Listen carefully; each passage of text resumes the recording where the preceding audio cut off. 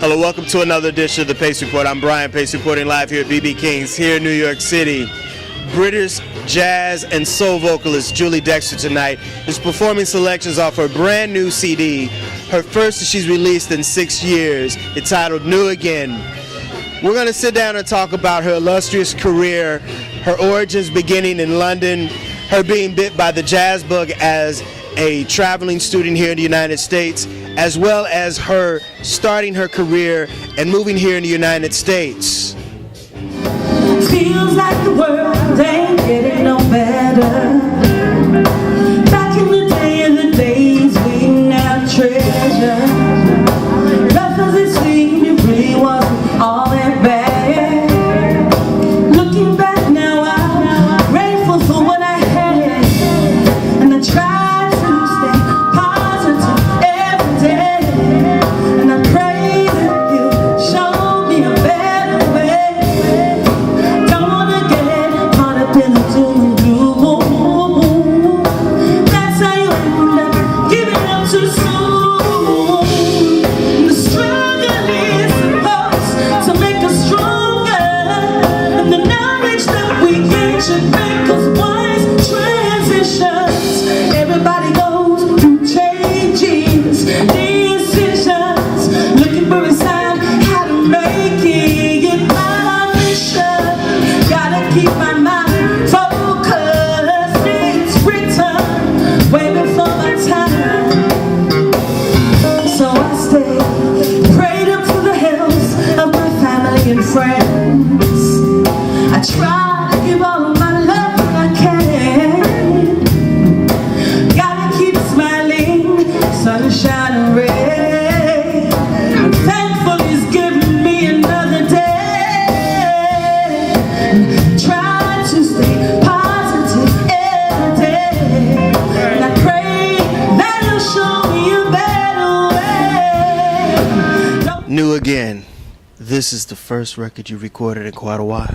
It's been a minute, 6 years to be exact. What took so long?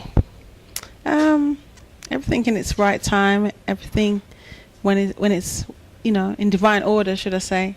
And I think this is the right time for new Julie. I'm a mother, I'm a wife now. I'm a lot of things I wasn't when I had my last album. I'm wiser, maturer, been through some things. I've stuff to write about. You need material to to provide the next chapter in your life, and I think accumulated enough material for a whole new album, and that's what New Again is. I understand that you worked with a brand new producer on this project. How was it relinquishing all the power to the producer? Because your first couple of records were kind of intense because you had a lot of involvement in them, but now producers for choosing out the songs, you're working with the new chemistry. This album particularly was very organic because this particular producer, I was actually going to use a lot of different producers for this album, so he was just the first choice for the first couple of songs that we chose. It was actually one song, to be honest, and after I heard the first song, which was the title track of the album, I asked him what other material he had, and he played me some others. So then I had 2, and then I had 3 songs, and then by that point I decided, okay, I just want to work with you for the whole album. Whereas a lot of the times, you get different producers because you're trying to get different flavors and whatnot, and I felt that he provided enough variety for me to express myself, enough variety for me to have an album that didn't sound the same, every track sound the same, and also provide enough contrast to my other albums because he's from Chicago, his experiences via Chicago, his whole African American experience is different to my experience. That was a whole new collaboration. It was new for me to get with somebody who had such an R&B sound that I was feeling, because I consider it my R&B album, my grown folks album.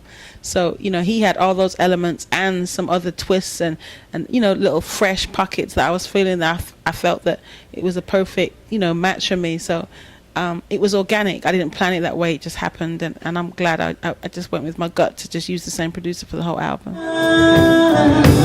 Wouldn't change a thing, 'cause this life of mine is everything. All the ups and downs, but joys and pains, all the happy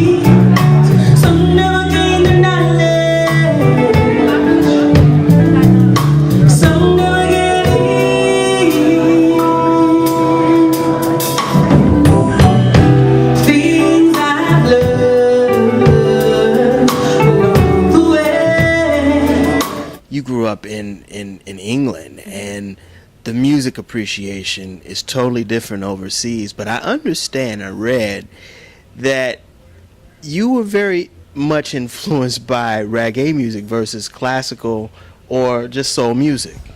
Well, let me give you the picture, and then you'll get an idea of pretty much my influences. Born and raised in Birmingham, England. My parents are Jamaican, so reggae music is just the backdrop of my life. That's what I heard growing up in my house. I actually studied classical music. My first instrument was clarinet and the violin. And then, by the time I was 18, 19, I've gone to university, went on an exchange program to Radford University in Virginia. And was introduced to jazz through the classes, because I was doing a classical class and there was a jazz class next to mine. So I'd heard jazz music, but I wasn't really into jazz music. But they were playing jazz, and I went and took the class and came back and was sold on the jazz. I was like, classical's cool, but jazz is where it's at for me. I like the fact that you could express yourself. So I started doing jazz voice. So it wasn't until really later on in my career that I found and discovered my voice, got into jazz, which led me into soul, which to me is, where jazz comes from, the soul. So it was a very natural progression that I would get into soul via jazz. I didn't plan that, again, it just happened that way. And my background is classical, then jazz, I would say, then the soul. I think now I can say I've studied soul. I've really got into people like whether it's the Marvin Gayes and the Stevie Wonders and the Roberta Flacks, whereas I was growing up knowing more about the Bob Marleys, Peter Tosh, Dennis Browns, that's who I knew. That's how I was getting my musical influence. So it changed, but it all, kind of layered on top of each other. So now we have a sound, what I call, jazz and soul dipped in roots and reggae, which is pretty much, the kind of music I make. I understand that you came over here as you were studying for a semester here in the United States, and that's when you got really bit by the jazz bug. Yeah, definitely. Imagine I'm doing my classical class, and every time we take a break, I'm hearing a bit of this class next door, which was a jazz class, and it's like, it just sounded way more interesting than what I was doing.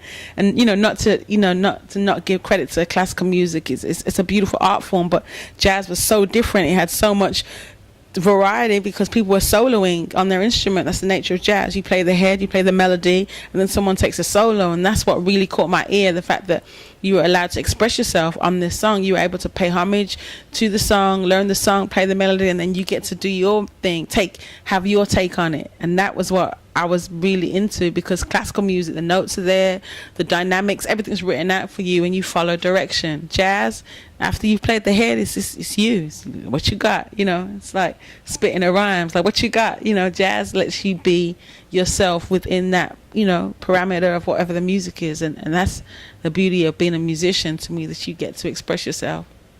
With this latest CD and also some of your other projects, the thing that really struck me, especially with Dexterity and even the album you put out afterwards, you had the ability to fuse just all musical genres in your music. I mean, that's a very, very, very hard thing to do now in contemporary R&B. And I can't put you in contemporary R&B because I think I classify you as a solo artist. Right.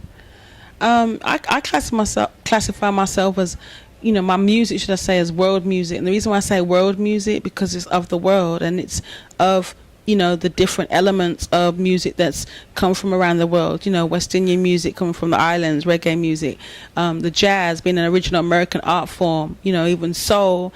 As an art form, I still consider it an original American art form, but I would go further to say that soul is where music comes from when you sing it. So, the Beatles had soul to me, Sting, Police have soul, they're not doing what we call soul music, but it's how you sing, the passion that you sing. Michael McDonald is soulful, he sings from the soul.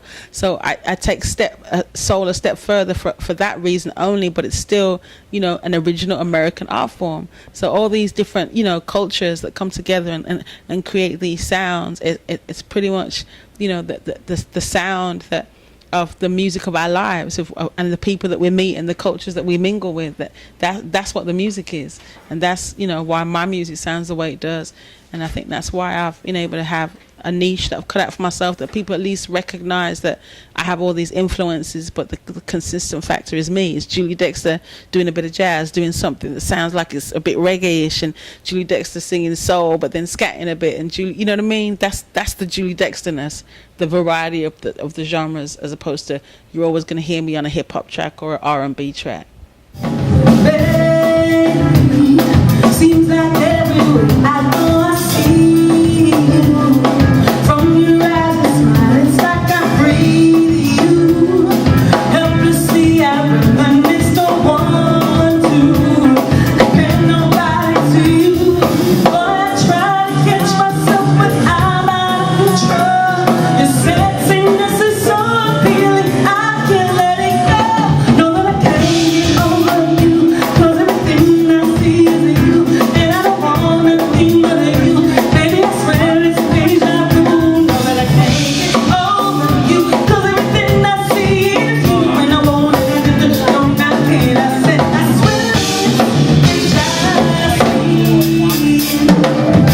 I know that me and my dreaming. Saw you walking past me, almost called your name. Got us better, so when I turn away, it's like I'm losing it. Boy, I try to catch myself, but I'm out of control. Your sexiness is so appealing, I can't let it go. Know that I can't. What's it like recording and producing and putting out your own product versus going through the major the major labels? It's a lot of work, but it's very rewarding. It's a lot of, headache in the sense, and stress, because you're pretty much wearing at least 5, 6, 7, 8, maybe 9, 10 hats. You're your CEO, you're your A&R, you're your publicist, you're all these things, unless you're fortunate enough to have a budget that you can put somebody on payroll and have them, working with you, the whole time that you're running your label. I tend to have people when I have projects, and hire people at the time when I have projects to do, whether it's PR, marketing, or what have you. So it's a lot of work, but the rewarding element to me is that, one, firstly, I'm in control of my destiny. I'm not going to shelve myself. I'm not going to drop myself. That's the first thing. So there's peace of mind from that. Unless I get up and work my record, it's not going to work itself. So I also know that I'm in control of that too. But more importantly, I own my masters. I have the beauty and the privilege of knowing that my work is in my hands, and my children and my children's children will benefit from it, because I'm a businesswoman first and foremost, and that's one of the first things I set up my label for, was to have an outlet for my music, that I can build my catalogue and my repertoire. So this being my 6th album, you do the math, on average 8 songs per album. That's at least 50 odd songs that I have. That's my 401k, that's my pension. So it's very important for me to have that. Not to say that I couldn't have the same benefits of the major, the majors that you get in advance, but your bills are higher, you've got more overheads. So I'm looking long term, longevity wise. I would definitely say that for me it works better, even though it's a lot of work, that the rewards and the benefits outweigh all the all the struggles. You got to struggle in everything you do anyway, if you're really determined to make a go of it. That'll do it again for another edition of the Pace Report, reporting live here at BB King's here in New York City. I'd like to personally thank Julie Dexter for her time, as well as the staff and management here at BB King's. As always, please visit my website, www.thepacereport.com, for my weekly column, as well as my past segments. Until next time, remember, if it's in the groove, it'll make you move. Until next time, peace.